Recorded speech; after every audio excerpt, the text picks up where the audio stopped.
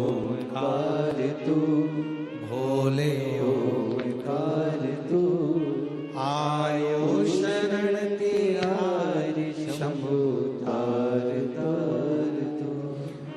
आप कितनी अवस्था के हैं? आपका क्या चल रहा है? 40 के हैं, 30 के हैं, 25 के हैं, 20 के हैं, 50 के हैं, 60 के हैं, 70 के हैं, 80 के हैं, जो भी आपकी अवस्था चल रही है, जो आपकी अवस्था चल रही है,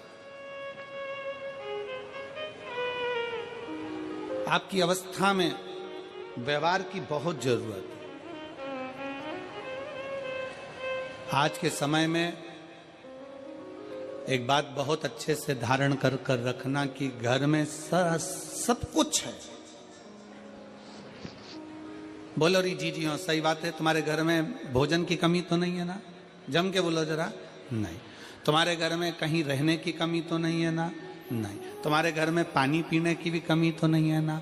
सारा सुख है तुम्हारे घर में, ओढ़ने का, बिछाने का, रहने का, एसी, कूलर, पंखा, सारा सुख अपने घर में है। अच्छे मकान में रह रहे हैं, बाबा की कृपा से अच्छा भोजन कर रहे हैं, सारा सुख है।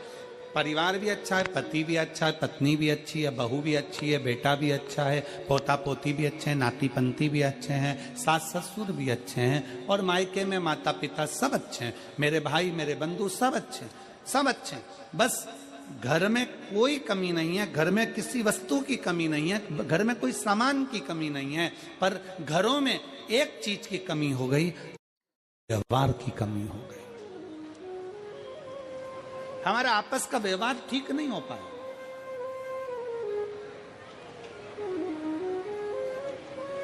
हम व्यवहार से दूर होते चले गए। और शिव पुराण कहती है अपने व्यवहार को प्रबल बनाना है।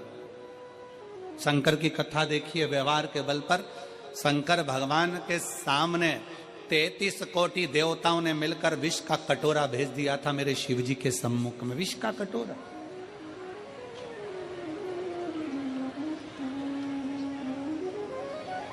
मेरे बाबा के सामने एक विष का कटोरा आ गया, शंकर जी के सम्मुख में विष का कटोरा।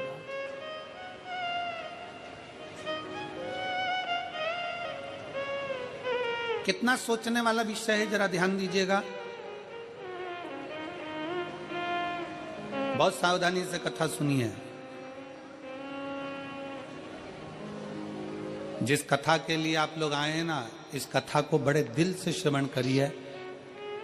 कल एक पत्र था, वो पत्र कोई विमला दीदी हैं, उन्होंने लिखा है कि गुरुजी, हम जब कथा सुनने के लिए बैठते हैं तो कहीं किताब बेचने वाले आ जाते हैं, कहीं कुरकुरा बेचने वाले आ जाते हैं, कहीं फूली बेचने वाले आ जाते हैं। गुरुजी, हम हरिद्वार से रोज केवल कथा सुनने के लिए रुड़की, कहीं से रुड़की हरिद्वार के पास में है सर, रुड़की से हम कथा सुनने के लिए रोज आते हैं प्रतिदिन। हमारा 1000-2000 रुपये रोज का खर्च होता है, पर उसके बीच में भी ये लोग इतना सामान, किताब बेचने वाले, कहीं सामान बेचने वाले आते रहते हैं, तो हमारी कथा चूक जाती है और हम बड़ी आस से कथा सुनने के लिए आते। मेरा आप सबसे निवेदन है, जितने किताब बेचने वाले हों, जितने सामान बेचने वाले हों, आपसे भी निवेदन है, जितने लोग बैठे हुए कथा में, अगर कोई बेचने वाला आए, उसका हाथ पकड़कर उसको बाहर निकाल कर कहना, भैया कथा सुनने थे, रोड पे जाके बेचो, पर कथा श्रवण करना। जितने दिल से सुन सकते हो, जितनी ये झोली तुम भर सकते हो, उतना बटोर लो इसको। जितना दिल लगा सकते हो बाबा से, उतना दिल लगा लो तुम, जितना लगा सकते। कहीं किस्मत होगी आपकी और हमारी, कहीं सौभाग्य होगा आपका और हमारा, जो आप और हम इस कथा को श्रवण करने के लिए बैठे हैं। और ना जाने कितने तो टीवी के सामने बैठे बैठे भगवान से प्रार्थना कर रहे हैं, हमको भी पंडाल में बुला लेता, हम भी कथा श्रवण कर लेते, हमें भी यहाँ आमंत्रित कर लेता, हम भी पहुंच जाते। कितने तरस रहे।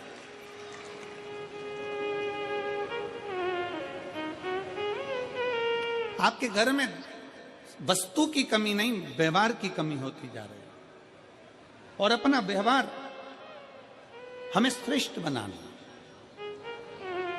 शंकर जी की कथा कहती है, शिव जी के सामने 33 कोटि देवताओं ने मिलकर विष का कटोरा लाकर रख दिया विष का कटोरा भगवान शंकर के हाथ में दे दिया, ये विष है, ये विष।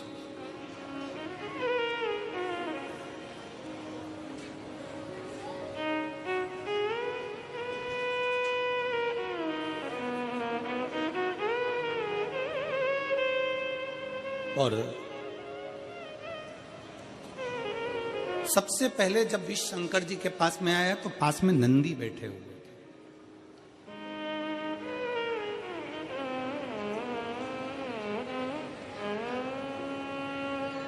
शंकर जी के सम्मुख में नंदी बैठे थे। जैसे ही देवता विष का कटोरा लेकर आए तो नंदी उठकर खड़े हो गए। नंदी उठे, खड़े हुए,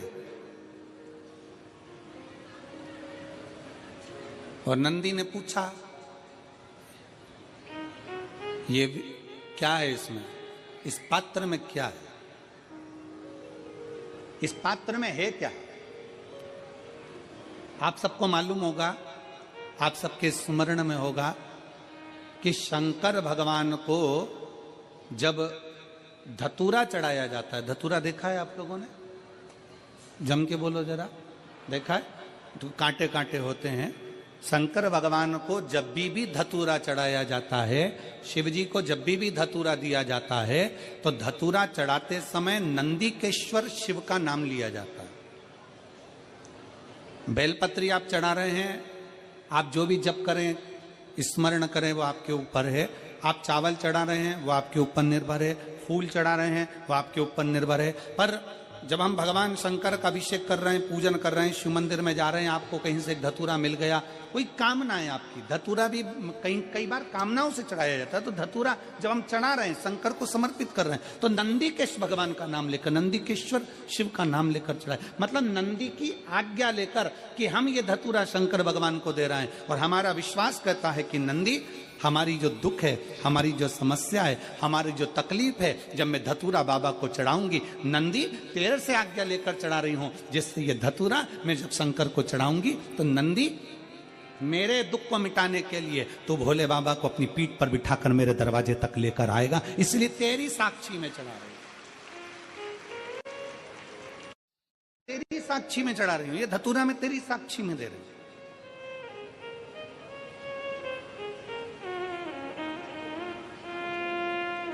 ये मैं तेरे विश्वास पर, तेरे भरोसे पर दे रहे हूं। एक पत्र है, और जब भोलेनाथ जी के पास में विष का कटोरा आया, शंकर भगवान के पास में जब विष का कटोरा पहुंचा, तो सबसे पहले नंदी ने पूछा, सबसे पहले नंदी पूछ रहा है। नंदी ने विचार किया,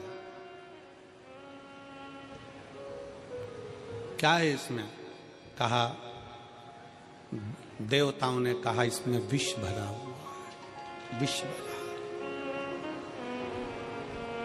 विष। हाँ, किसके लिए लेकर आयो? कौन पिएगा ये? देवताओं ने कहा ये विष हम भगवान शंकर के लिए लेकर आए। शिव पिएंगे? हाँ।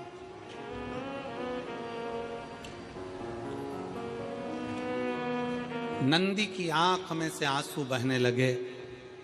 जैसे ही आंख में से आंसू बहे, वहीं पर भृंगी खड़ा था, और भृंगी ने पूछा कि ये आज नंदी तुम रो रहे हो, तुम्हारी आंख में आंसू भरे हुए?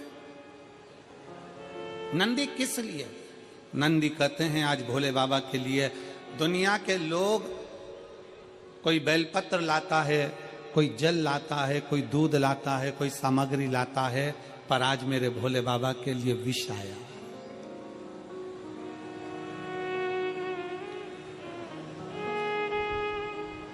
आज मेरे शंकर के लिए विष आया। भृंगी ने मुस्कुराते हुए कहा, नंदी किस बात के लिए रोना? वो शिव है, देव अधिदेव महादेव है। अमृत पिए वो देव कहलाता है, और जो विष पीता वो महादेव कहलाता है। घर का जो बड़ा होता है, घर का जो बुजुर्ग होता है, घर का जो बड़ो होता है, घर का जो बयो होता है, उसको बहुत जहर पीना पड़ता है, बहुत विष के घुट निगलना पड़ते हैं, बहुत पीना पड़ता है।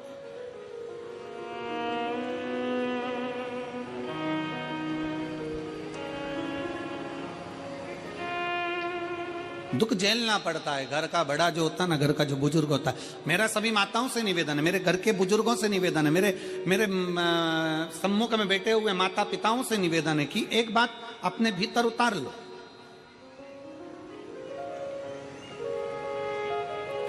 60 के बाद तुम्हारे सिग्नेचर तुम्हारे ऑफिस में नहीं चलते। चलते हैं? अरे जम के तो बोलो नहीं। 60 के बाद तुम्हारे सिग्नेचर तुम्हारे ऑफिस में नहीं चलते तो तुम अपने घर में क्यों चलाते हो? 60 के बाद अपने भीतर एक बात अंदर उतार के रखो कि 60 के बाद मुझे ऐसे रहना है जैसे अपने घर में एक बच्चा रहता है, सबसे व्यवहार बनाकर, सबसे प्रेम रखकर, किसी को टोकना नहीं है, किसी को अपशब्द कहना नहीं है, किसी को ताने देना नहीं है। अपनी चिड़चिड़ प्रवृत्ति, अपने भीतर का क्रोध, अपने भीतर का चिड़चिड़पन मुझे आज कथा के पंडाल में छोड़ देना है और घर जाऊंगी तो ऐसी जाऊंगी जैसे निर्मल हृदय से जाते हैं। अपने क्रोध को घर पर छोड़ दो, अपने क्रोध को पंडाल में छोड़ दो, अपने भीतर की जो चिड़चिड़ प्रवृत्ति है, जो अहंकार है, जो क्रोध है, जो हमारे भीतर का क्रोध समाया हुआ है, वो फेंक दे। और हम क्या करते हैं? हम ये विचार में रहते हैं, बहू को कुछ नहीं आता, बेटों को कुछ नहीं आता, बेटी को कुछ नहीं आता, दामाद को कुछ नहीं आता, छोटे भाई को कुछ नहीं आता, छोटी दुल्हन को कुछ नहीं आता, इसको कुछ नहीं आता, उसको कुछ नहीं आता, बस केवल अपने को। ना 60 की अवस्था के बाद में ये विचार करना है कि हमको थोड़ा सा संभाल कर अपनी जिंदगी को जीना है। खूब अच्छे से रहो, एक से बढ़कर एक साड़ी पहनो, एक से बढ़कर एक सूट पहनो। 60 के बाद में तुम खूब अच्छे कपड़े पहनो, हम मना नहीं करेंगे, खूब अच्छे जेवर पहनो, आभूषण पहनो, रतन माणिक मोती पहनो, अच्छा खाओ पियो, एंजॉय करो। पर इतना याद रखो कि 60 की अवस्था के बाद में अपनी वाणी पर थोड़ा सा संयम रखो, अपने व्यवहार को प्रबल बनाओ, अपनी वाणी को प्रबल बनाओ, मिठासता से परिपूर्ण बनाओ, मिठासता से। आज के जमाने में सबसे बड़ी बीमारी एक ही है, वो है शुगर की बीमारी। कौन सी बीमारी? जम के बोलो जरा। शुगर की बीमारी। पहले के समय में मेरी बुजुर्ग माताएं बैठी हैं, यहां पर जितनी बुजुर्ग माताएं हैं उनसे पूछना कि पहले के समय में शुगर होती थी क्या? जम के बोलो जरा। नहीं, पहले के समय में चाय इतनी मीठी पीते थे कि होठ चिपक जाते थे, और चाय पी के सो जाते थे तो चींटी चिपक जाती थी। बोलो सही है कि गलत है? और इतनी सी चाय पीते थे क्या? हाफ कप पीते थे क्या? नहीं।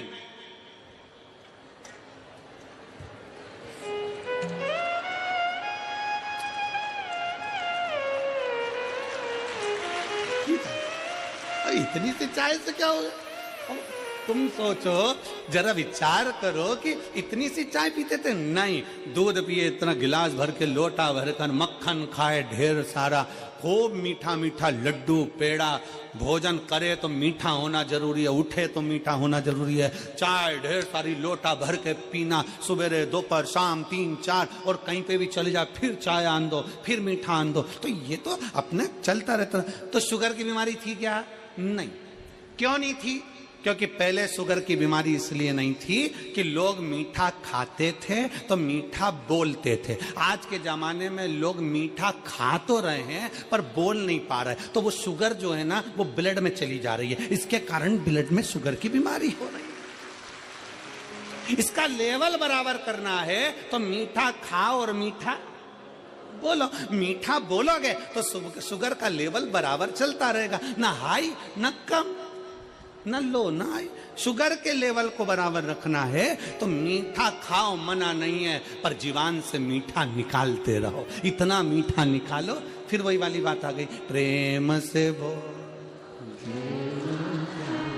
सब मिल